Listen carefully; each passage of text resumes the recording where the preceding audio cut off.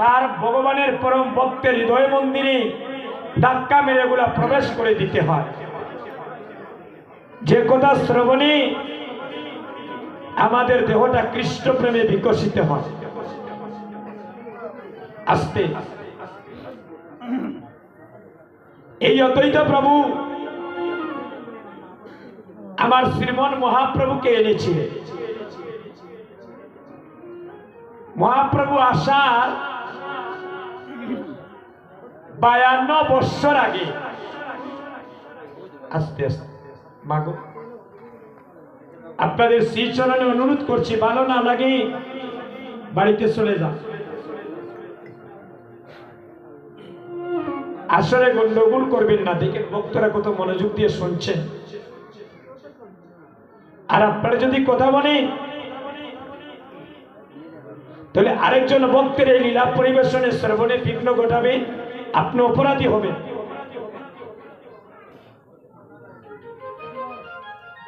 একটু মন দিয়ে কথাগুলো শুনে।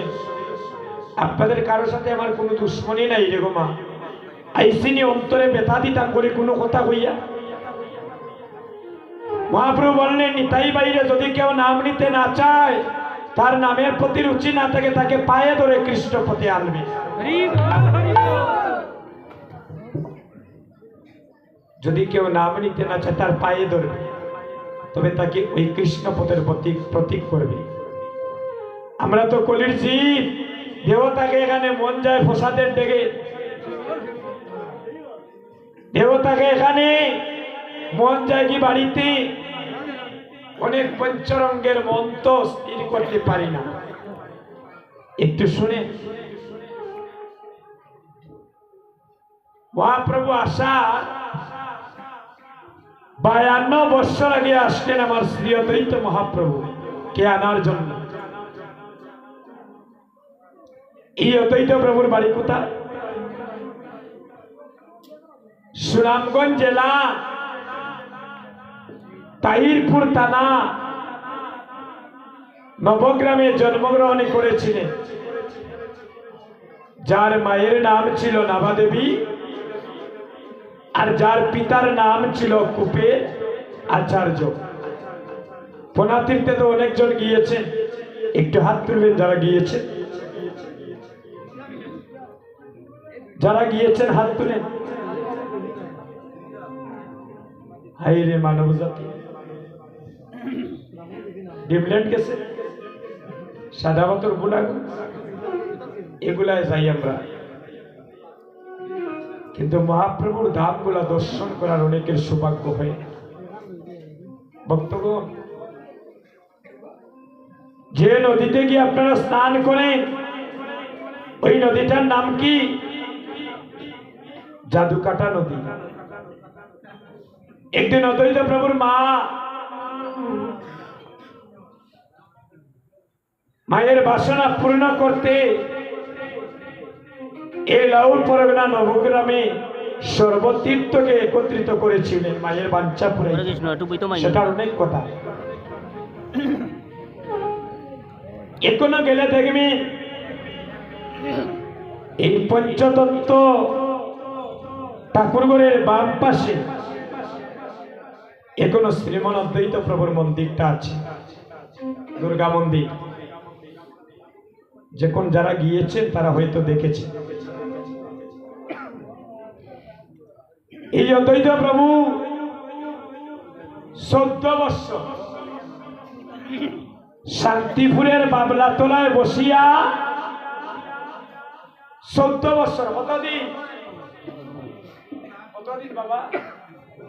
14 বৎসর কোনো খাওয়া দাওয়া নাই, চিন্তা করতে নেই। আমরা মাসে 2টা একাদশী রাখি না, ইবুর যন্ত্রণায় আর ভালো লাগে না। আসবেন না, পাই পাই করে হিসাব দেওয়া লাগবো মহাপ্রভুকে যেদিন মারা যাবে, বাঁচার কোনো উপায় নাই।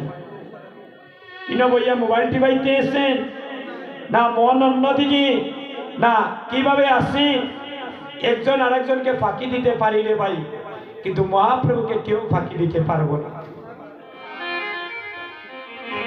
সবার পিছনে ক্যামেরাম্যান আছে। মারা যাবেন একটা ইউটিউবে আমার একটা আলোচনা খুব ইদানিং ভাইরাল হয়েছে, হয়তো দেখেছেন কিনা, প্রায় 26 কোটি ভক্তরা দেখেছে ওই তো 3 দিনের ভিতরে। যে একটা আলোচনা করেছিলাম, আসার সময় আমরা একটা নদী পাড়ি দেই,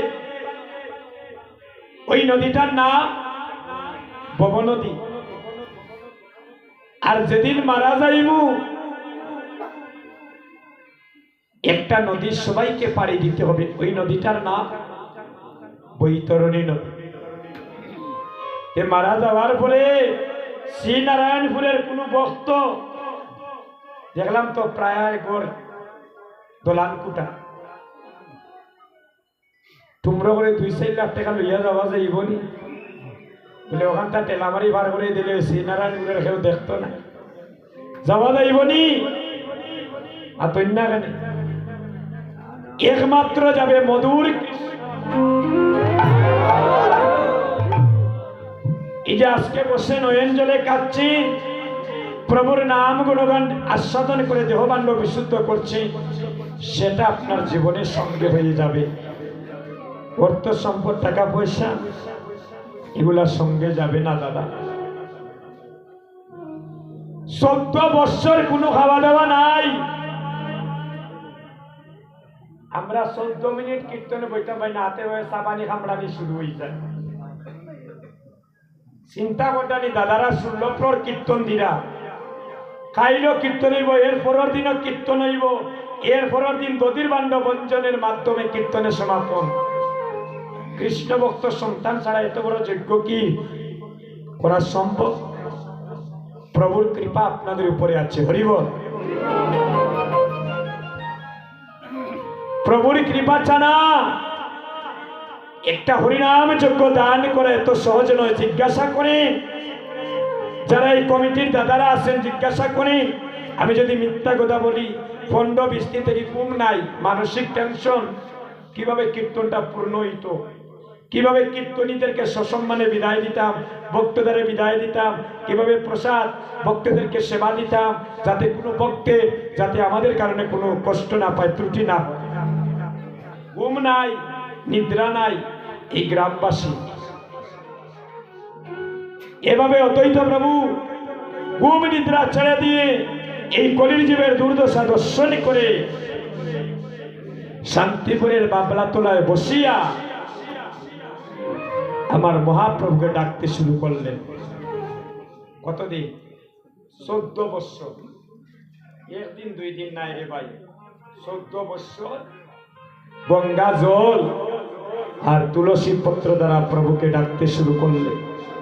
প্রভু তুমি একবার আসো, আর এই কলির জীবকে তুমি হরিনাম প্রেম দ্বারা উদ্ধার করো। প্রতিদিন একটা তুলসী পত্র সুরধরি গঙ্গার জলে ভাসিয়ে দেন, বাইটল যায়। এভাবে 1 দিন 2 দিন করিয়া যেদিন 14 বছর পূর্ণ হলো, এই দিন দেখা যায় তুলসী পত্র উজান যায়। প্রতিদিন যায় তুলসী পত্র বাইটল। ওই যে অদ্বৈত প্রভু তিনি ওই পাশে একদম পাশে দেখেন সামদাড়িওয়ালা বই বসাই ঠাকুর করে, যেদিন 14 বছর পূর্ণ হলো ওই দিন দেখা যায় তুলসী পত্রটা উজান যায়। অর্থাৎ রেড সিগন্যাল আসছে যে মহাপ্রভু করুণা করেছেন অদ্বৈত প্রভুকে। আর মা সচিরানী সুরধনী গঙ্গার ঘাটে স্নান করছে, আর ওই তুলসী পত্রটা 7টা প্রদক্ষিণ করে নাভি বলে বিলীন হয়ে গিয়েছে। সেদিন অদ্বৈতকে স্বপ্নাবেশে দর্শন করার অদ্বৈত, আমি তোমার হুঙ্কারে আর থাকতে পারলাম না, আমি কিছুদিনের ভিতরে এই শ্রীরাম নবদ্বীপে সচিমায়ের মাতৃগর্ভ আলোকিত করে এই নবদ্বীপে অবতীর্ণ হচ্ছে কলিজীবকে উদ্ধার করার জন্য। মহাপ্রভু কখন এসেছিলেন? ফাল্গুন পূর্ণিমা তিথি নক্ষত্র ফাল্গুনী আর শুভ করে জন্ম নিয়েছিলেন আমার গৌর গুণমণি। এই অদ্বৈত প্রভু শিশুকালে নাম ছিল কমলাক্ষ। সবাই মায়ের মন্দিরে যায়, এই সুনামগঞ্জের ঘটনা। গিয়ে সবাই মাকে প্রণাম করে। একদিন শিশুপুত্র কমলাক্ষ মায়ের মন্দিরে গিয়ে মাকে প্রণাম করলেন না। সবাই অবাক হয়ে গেলেন যে সবাই এসে মাকে প্রণাম করে 12 বছরের সন্তান কেন মাকে প্রণাম করলো না।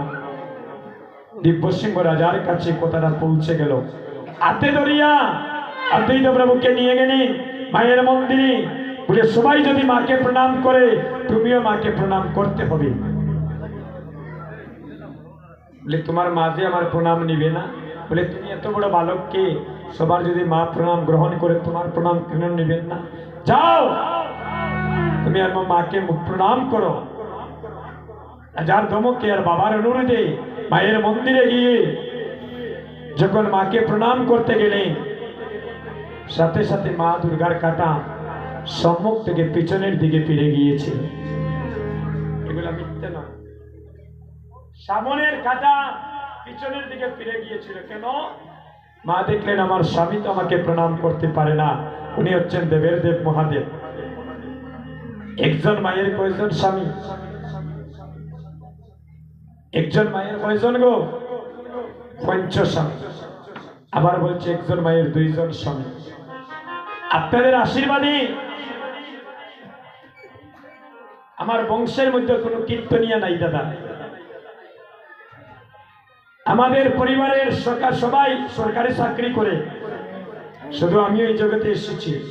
এই অল্প বয়সে এই ভারত বাংলায় যত তীর্থ দান দর্শন করলাম আর যত কীর্তন করলাম, মনে হয় আমার বংশের মধ্যে কেউ এত স্থানে যায় নাই। আপনাদের আশীর্বাদে বৃন্দাবনে বেশ কয়েকবার কীর্তন করেছি, 1বার 2বার নয়, অনেকবার। ওই বৃন্দাবনে গিয়ে দেখলাম বৃন্দাবনের মায়েরা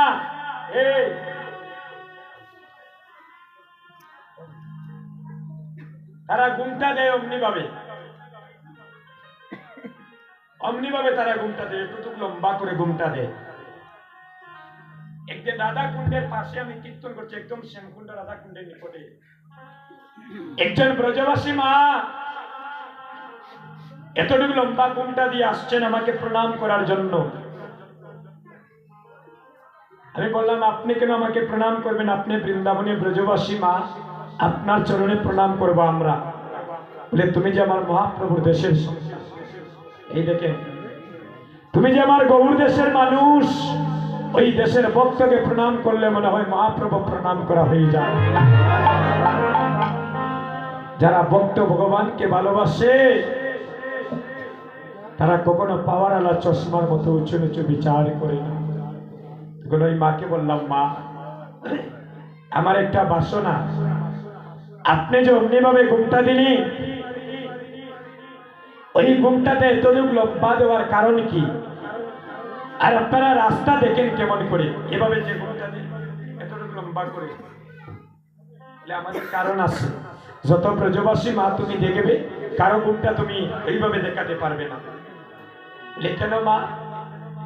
বলে আমরা যখন দধি দুগ্ধ নিয়ে এক পাড়া থেকে আরেক পাড়ায় যাই গোপালের সেবা দিতে, কৃষ্ণের সেবা দিতে, আমাদের নিজ স্বামী ব্যতীত আর জগৎ স্বামী ব্যতীত আমরা পর পুরুষকে আমাদের বদন দেখাতে চাই না। দেখুন কোন দেশের কথা, সেই দেশের ভক্ত নয় এই কথা বুঝবে না। নিজের স্বামী ব্যতীত আর আমার জগৎ স্বামী গোবিন্দ ব্যতীত এই বদন আমি পর পুরুষকে দেখাতে চাই না। তাই তো তাদের নাম হয়েছিল ব্রজের গোপী। ভগবানের একদিন মাথার ব্যথায় ধরেছিল, নারদকে বলেছিলেন তুমি আমার জন্য ঔষধ নিয়ে আসো। বলে কি ঔষধ? বলে ভক্তের চরণ দুলি নিয়ে আসো। ভক্ত যদি চরণ দুলি আমার শিরে দেয় আমার মাথার ব্যথা সেরে যাবে।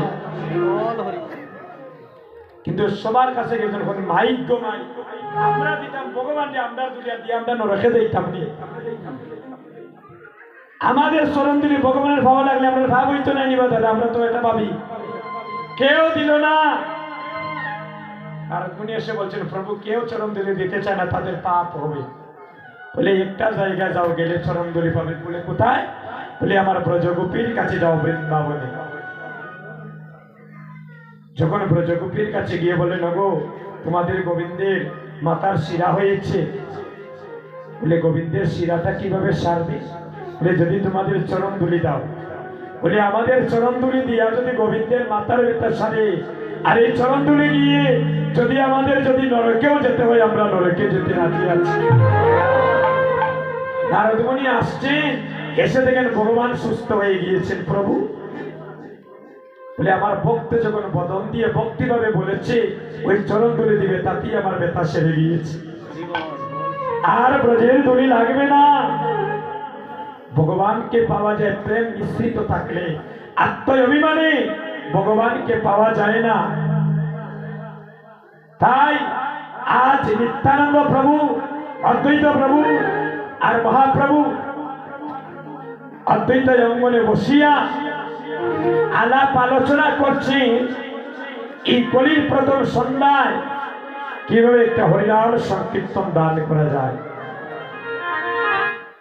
এমন সময় অদ্বৈত গরণী সীতা ঠাকুরানী তিন প্রভুর চরণে নিবেদন করছেন। প্রভু অদ্বৈত গরণী সীতা ঠাকুরানী নন্দনশালা থেকে এভাবে ঘুমটা দিয়ে তিনি প্রভুকে উদ্দেশ্য করে বলছে আমায় কিছু শোনাও না, আমায় কিছু শোনাও না, আমায় কিছু শোনাও না, আমায় কিছু শোনাও না। কিসের করো আলাপন, আমায় কিছু শোনাও না, কিসের করো আলাপন, আমায় কিছু শোনাও না, কিসের করো আলাপন, আমায় কিছু শোনাও। আমার বাসনা জেগেছে, আমার বাসনা জেগেছে, বাসনা জেগেছে, বাসনা জেগেছে। শুনিবার মনে বড় বাসনা জেগেছে, শুনিবার মনে বড় বাসনা জেগেছে, বাসনা জেগেছে, বাসনা জেগেছে।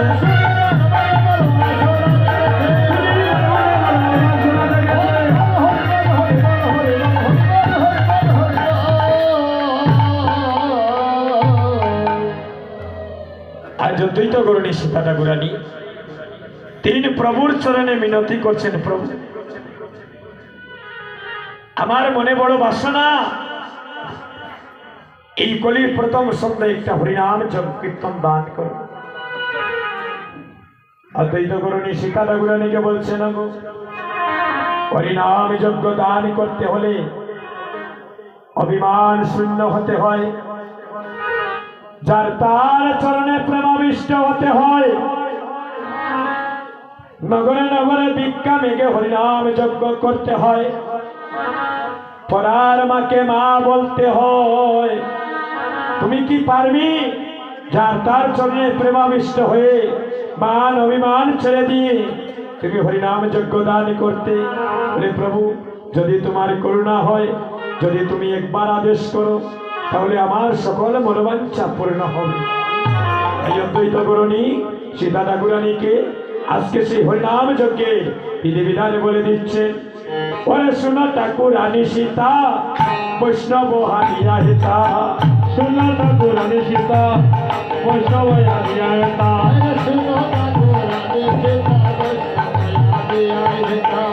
আমন্ত্রণ করো এজো তনে, আমন্ত্রণ করো তনে, আমন্ত্রণ করো এজো তনে।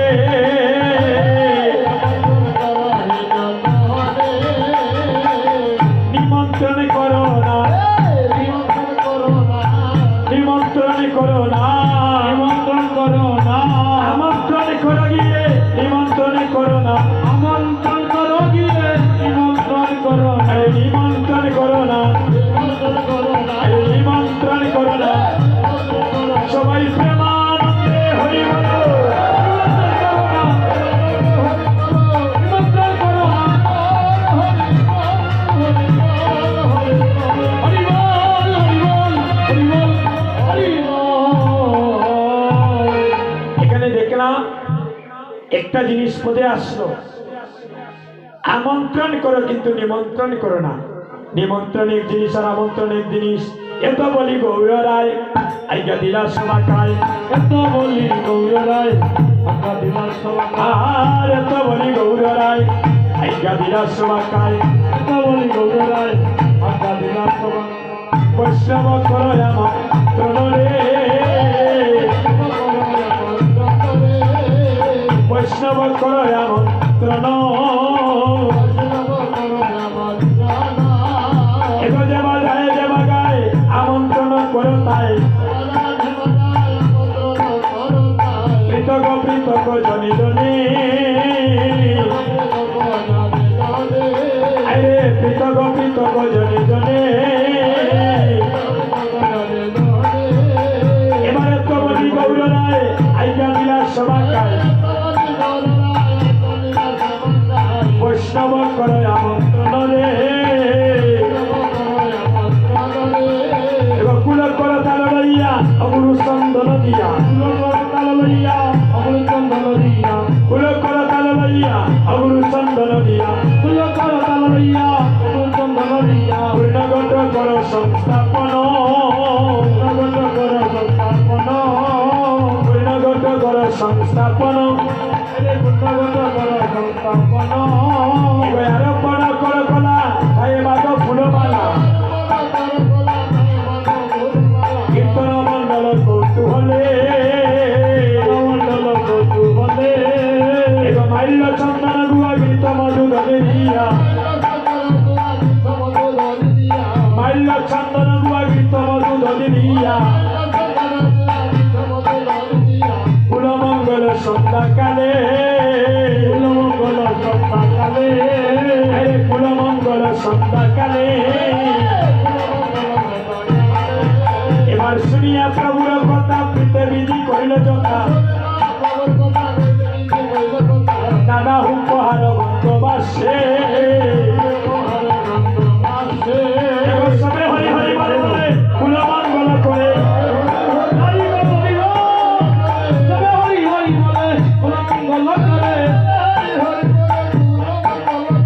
পরমেশ্বর দাসের সেবাসে, সবাই হরি বল হরি বল, হরি বল হরি বল, হরি বল হরি বল, হরি বল হরি বল, প্রতিবর্ষের মঙ্গল হরি বল হরি বল, প্রতিবর্ষের মঙ্গল হরি বল হরি বল, সবাই হরি বল হরি বল, হরি বল হরি বল, হরি বল হরি বল,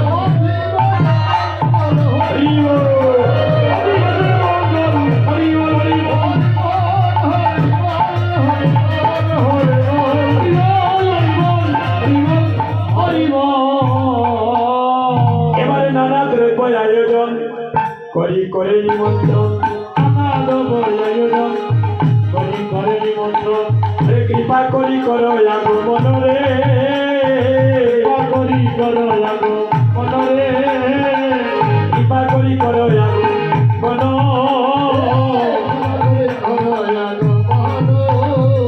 করিয়া করিয়া গণ আনিল মহান্ত গণ, কীর্তনের করে অধিবাস, আরে অনেক বাইকের ফলে বৈষ্ণব আসিয়া মিলে, সৃষ্টি করি করে সমাপন, শ্রীকৃষ্ণ চৈতন্য চন্দ্র সকল ভক্ত বৃন্দ, গুণগায় বৃন্দাবন দাস, রাম রম্বায় রপন পূর্ণগত সংস্থাপন, আম পল্লব সারি সারি, নিজ বেদ ধরি করে নারীগণ জয় করে, আর সবে বলে হরি হরি। এবার যদি গীত সমঙ্গল করি করে উত্তম করে আনন্দ প্রকাশ, করে আনন্দ প্রকাশ, শ্রীকৃষ্ণ চৈতন্য দাম শ্রী নিত্যানন্দ দাম গুণগায় বৃন্দাবন দাস বাসিয়া গেল রে বাসিয়া গেল রে বাসিয়া গেল রে নামের সে আজি বাসিয়া গেল রে নামের সে আজি বাসিয়া গেল রে সবাই হরি বল হরি হরি বল হরি বল সবাই হরি বল হরি বল হরি বল হরি বল এবং প্রেমানন্দে ভক্তুরে হরি বল হরি বল নিতাই গৌর হরি বল নিতাই গৌর হরি বল নিতাই গৌর হরি বল নিতাই গৌর হরি বল আমি আজকের যজ্ঞে যিনি রঘুনন্দনকে দাদা আপনাদের রঘুনন্দন কে হবে যজ্ঞেশ্বর উনি এখানে আছে অধিবাসের অনেক পথ তাই আমরা সম্পূর্ণ পথটা গাইতে হবে তাই আমরা আলোচনা বেশি করতে পারছি না আপনাদের চরণে ক্ষমা প্রার্থনা জানাচ্ছি আমাদের রঘুনন্দন বাবাকে আমি বলছি এখানে আসার জন্য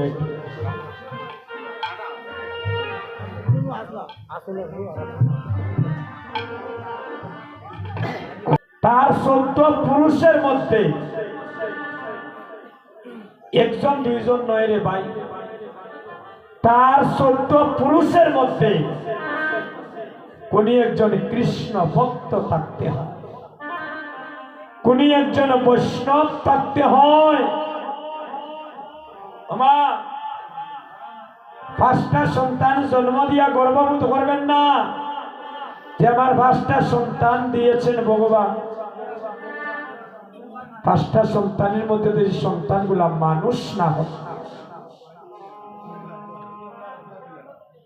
শাস্ত্রে বলছেন মানুষ কুলে জন্ম নিলে মানুষ বলি কয় না তারে মানুষ হইতে কয়জন পারে আর মানুষ আর পশু যায় গছে না তার স্বভাব কর্ম অনুসারে এক যে মানুষ এসেছিল সোনার নদিয়া শান্তিপুরী আর সেই মানুষের গুণের তরে কত মানুষ যায় উদ্ধার হয়ে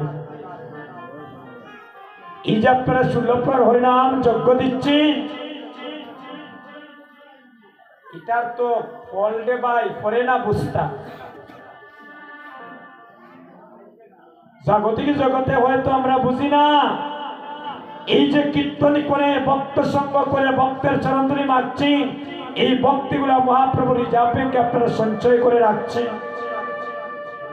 যেদিন মারা যাবে অন্ততপক্ষে একটা কথা তো হইতে পারবা যে প্রভু আমার তো তোমার ব্যক্তিগতভাবে তোমার নাম গুণগান কীর্তন অষ্টপ্রহর দেওয়ার এই ক্ষমতা আমার ছিল না তো আমরা গ্রামবাসী মিলে একদিন অন্ততপক্ষে শ্রীনারায়ণপুর গ্রামে আমরা তোমার চরণে এক মুষ্টি ফুল দিয়ে তোমাকে আমরা একবার স্মরণ করেছি বলবেন আয় তুই ছুটে আয় আমার সেই ভক্তের প্রেম ঋণ শোধ করার জন্য আমি ভব নদীর পারে কখন থেকে অপেক্ষা করছি সুধীজন আপনাদের চরণে একটাই অনুরোধ উনি আমার বাবার মতো এই গ্রামবাসী কৃপা করেছেন উনাকে আসতে বলা আপনি আমাকে প্রণাম করবেন না অপরাধী করবেন না আমি প্রায় আসলে বলে থাকি ভক্তের পায়ে ধরি যে আমাকে আপনারা প্রণাম করবেন না দাদা আমি কে আমি তো একজন পাপী মানুষ যার চরণে প্রণাম করলে অমূল্য দল পাওয়া যায় তাকে আমরা প্রণাম করি আমি এই জন্মে নয় জন্মে জন্মের অপরাধী রে ভাই আপনারা আমাকে প্রণাম করবেন না আপনাদের চরণে ধরলাম উনি আমার বাবার মতো আজ আমার বাবা নেই এই জ্বালা আমরা বুঝি গো যার বাবা নাই রে ভাই তার মাথার উপরে মনে করবেন বট বৃক্ষ নাই ছায়া নাই 14 বছর হয়ে গেল কীর্তন করি ঘরে গিয়ে আর মা বলেও ডাকতে পারি না এমনে কত বাগা সন্তান এই অল্প বয়সে মাকে হারিয়েছি, বাবাকেও হারিয়েছি।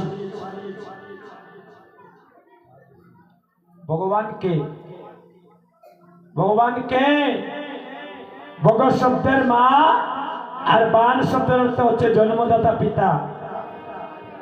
এখানে তো অনেকে গুরু দীক্ষা নিয়েছেন না, নেন নাই?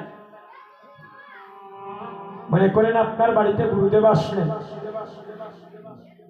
আপনার বাড়িতে আপনার কুলপুরোহিত ব্রাহ্মণ আসলেন। এখানে তো দেখলাম যে আপনাদের ব্রাহ্মণ দেবতাকেও আপনারা বরণ করেছেন।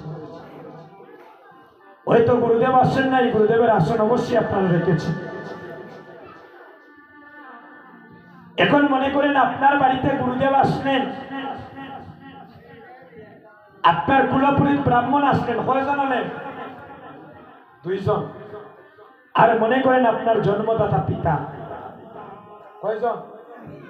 3 জন। ঘুরে গিয়ে প্রথম কাকে প্রণাম করবেন? গুরুদেবকে না ব্রাহ্মণকে না পিতাকে? শাস্ত্রে বলছে সর্বপ্রথম তোমার জন্মদাতা পিতাকে প্রণাম করতে হবে। ওই জায়গায় যদি সাধন ভজন ঠিক থাকে, আর ভারত বাংলায় ভাই তীর্থ গুলাই তো লাগতো না। বলছেন মাতা গুরু, পিতা গুরু, গুরু জ্যেষ্ঠ ভাই, আর তার সমান অধিক গুরু আমরা ভজনেতে পাই। উনি আমার বাবার মতো। এই বৃদ্ধ বয়সে আপনারা গ্রামবাসী ওনাকে কৃপা করেছেন। আপনাদের ভালোবাসার কাছে উনি জন্ম জন্মান্তরের জন্য ঋণী। মহাপ্রভু কৃপা করে এই যজ্ঞের যজ্ঞেশ্বর ওনাকে করে দিয়েছে। বক্তব্য একটু আশীর্বাদ করবেন। এত বড় দায়িত্ব ওনার উপরে মহাপ্রভু দিয়েছেন, গ্রামবাসী এলাকাবাসী কৃপা করে দিয়েছে। ওই দায়িত্ব পালনে উনি বয়স্ক মানুষ, অনেক ত্রুটি থাকবে দাদা। আমি ওনার হয়ে ওনার পরিবারের পক্ষ থেকে আপনাদের সবার চরণে আমি ক্ষমা সুন্দর দৃষ্টিতে ভিক্ষা মাগলাম। যদি কোনো ভুল করে থাকি আপনাদের চরণে, এই তাদের পরিবার কোনো অপরাধ করে থাকে, তাদেরকে ক্ষমা সুন্দর দৃষ্টিতে দেখবে। আরেকটি আশীর্বাদ করবি, আপনারা গ্রামবাসী যেভাবে হরিনাম যজ্ঞে মহাপ্রভুর চরণে শরণ নিয়েছি, ভগবান যেন আপনাদের মনোবাঞ্ছা পূর্ণ করে। কখন জানি প্রাণ পাখি ডুব দেবে ভাই, কেউ বলতে পারবো না। বক্তব্য একবার প্রেমানন্দের সবাই দুটি হাত তুলে হরে কৃষ্ণ কৃষ্ণ কৃষ্ণ হরে হরে, হরে রাম রাম রাম কমিটির সবাই মহাপ্রভুকে প্রণাম করুন। কৃষ্ণ হরে কৃষ্ণ কৃষ্ণ কৃষ্ণ হরে হরে, হরে রাম মহাপ্রভুকে প্রণাম করুন। হরে হরে কৃষ্ণ কৃষ্ণ কৃষ্ণ হরে হরে, হরে রাম রাম রাম হরে জয় জয়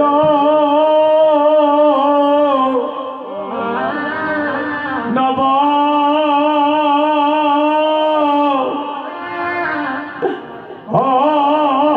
দীপ নবদীপ মাঝে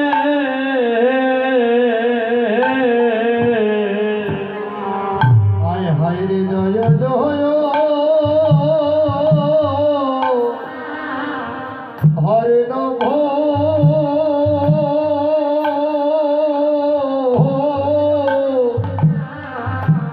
নবদ্বীপ বাজে হরে জয় জয়। আপনার বাবা নি অষ্টাকে বাবাকে প্রণাম করুন, মাকে প্রণাম করুন। আপনারা এসে প্রণাম করুন। এমন মিলনার শিবাসী মনে করবেন হয় কিনা হয়। নবদ্বীপ